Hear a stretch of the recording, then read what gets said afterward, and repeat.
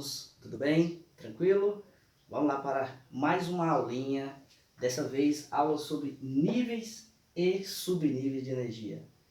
Todos vocês sabem que a tabela periódica ela tem suas divisões, tem suas divisórias, tem suas classificações. Dentre umas delas, a gente vai citar aqui os níveis e subníveis de energia, no qual está distribuído os nossos elementos que compõem a tabela periódica. Vamos lá, para começo de conversa, o que são os níveis e o que são os subníveis de energia? Os níveis de energia nada mais é do que as camadas que compõem a nossa tabela periódica. A exemplo disso, a gente sabe que existe 7 camadas na tabela periódica.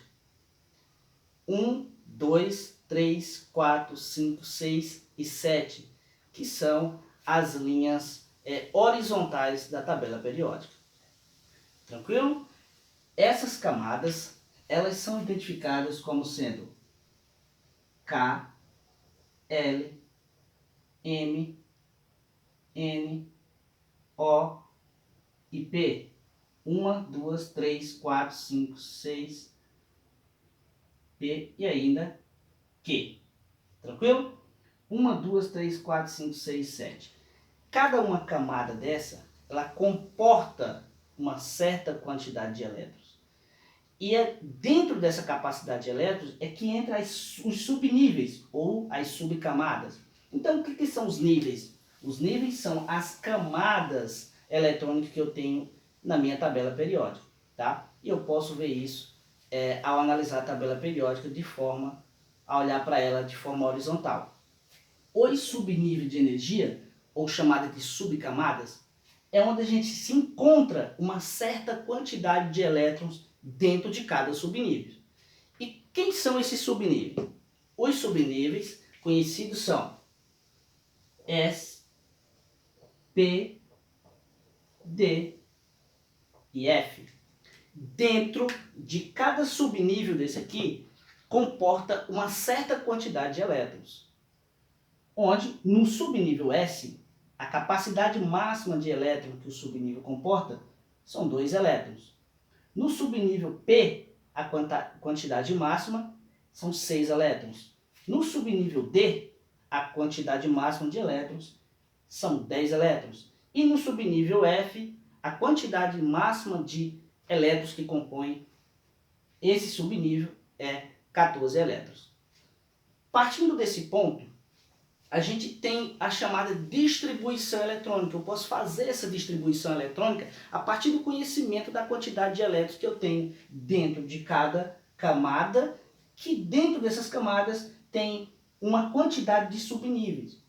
Tá? E esses subníveis, que são as minhas subcamadas, elas comportam determinada quantidade de elétrons. 2, 6, 10, 14. Tranquilo? Vamos lá? E eu tenho o seguinte. Dentro dessa situação, eu posso dizer que a minha distribuição eletrônica ela é feita através de um diagrama, conhecido como diagrama de Linus-Pauling. Essa distribuição eletrônica feita através do diagrama de Linus-Pauling, ela é feita em ordem crescente de energia. E ela segue a seguinte ordem, como está aqui. Então, cada camada dessa aqui, que corresponde às linhas horizontais da tabela periódica, eu tenho o seguinte: K, L, M, N, O, P e Q. Cada camada dessa, ela comporta uma certa quantidade de elétrons. Vamos lá. Subnível K, ou melhor dizendo, na camada K, onde tem o subnível S, eu tenho 2 elétrons. Na camada L, comporta uma quantidade total de 8 elétrons. Na camada M, uma quantidade total de 18 elétrons. Na camada N, uma quantidade total de 32 elétrons. Camada M, 32 elétrons. Tá? Camada O, eu tenho 32 elétrons.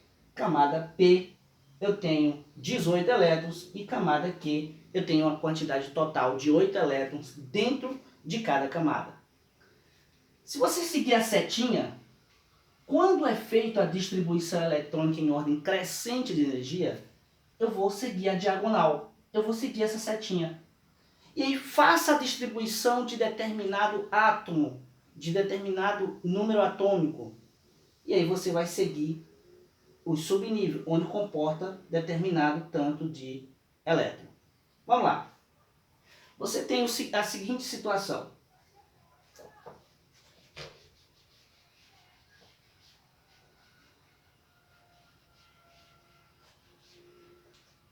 Você tem um elemento cujo número atômico dele é igual a 11.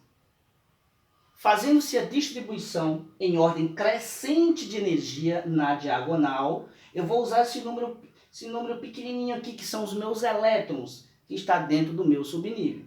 O nível 1, subnível S, elétrons 2. Então, eu vou fazer a distribuição eletrônica desse elemento. Então, vamos lá. Contando. Primeiro, 1S, 2. Está longe de 11? Então, vamos lá. Diagonal. 2S, 2. Seguindo. Aqui não tem mais ninguém. Vai lá para a ponta diagonal. 2P, 6. E para finalizar, 3S2. Mas 3S2 vai dar 12. Eu preciso de 12? Não, é 11. Então, neste caso, vai ficar 3S1. Tranquilo? Então, vamos lá. Camadas. Utilizei 3 camadas. Utilizei o subnível S e P. E dentro de cada subnível desse aqui, tem a quantidade máxima de elétrons, que eu não preciso usar essa capacidade máxima total do meu subnível ao final da minha reação, caso não seja necessário. Perceba que nós terminamos em 3S2. Só que a quantidade total que eu preciso é 11. 2 mais 2 é igual a 4. Com mais 6 foi para 10, com mais 1, 11. E eu fechei a minha distribuição eletrônica em níveis e subnível de energia usando o diagrama de Linus-Pauling. Tranquilo, pessoal? Então, é feita em ordem crescente de energia. Por exemplo, eu tenho aqui um elemento que ele termina em 3P6. O que ele está me dizendo? Tá? Se é em ordem crescente de energia, eu pergunto, qual nível que ele está? Qual a camada que ele está? Então, ele está no nível 3. Qual o subnível que ele está utilizando? P. Qual a quantidade de elétrons que eu tenho dentro desse subnível? 6. Tranquilo, pessoal?